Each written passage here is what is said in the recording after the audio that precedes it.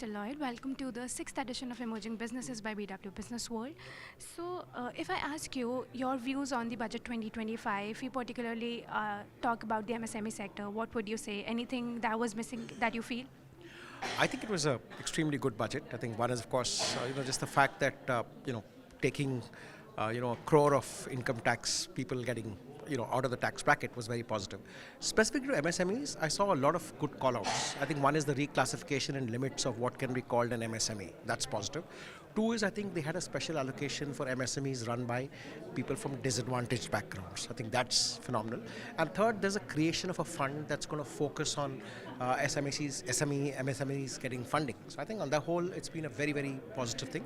I think it hopefully will, liberate a lot of the power of MSMEs. India has 5.5 crore MSMEs, so that can really become a huge thing in terms of tackling even the employment issue. Apart from delayed payments and debt issues, MSME sector do face a lot of challenges. So anything on that? Any solutions that you can suggest from the government side?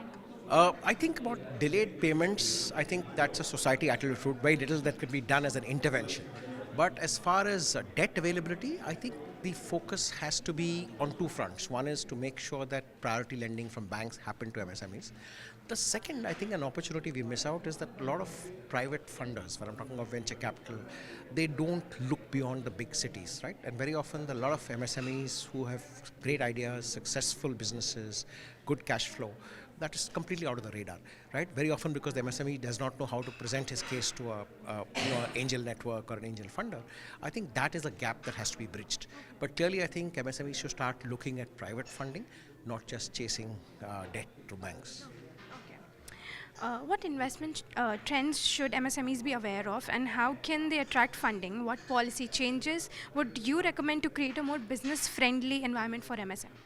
I think primarily MSMEs should learn to access all avenues of funding, right? So look beyond, like I said, traditional banks, look at the private sector funding.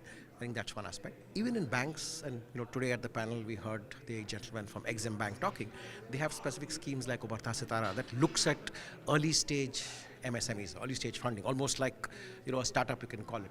I think they need to look at that. Third, I think they have to prepare themselves for what it takes to attract funding.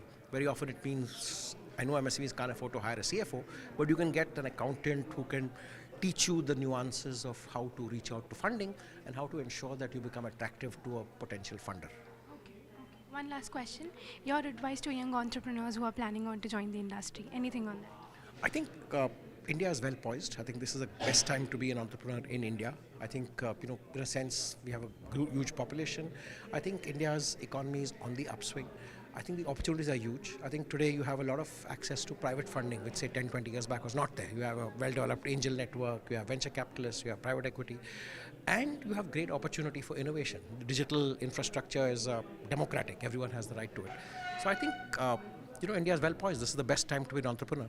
I think, work on your ideas, make sure they are robust, work with integrity, work with passion, and the world is your oyster.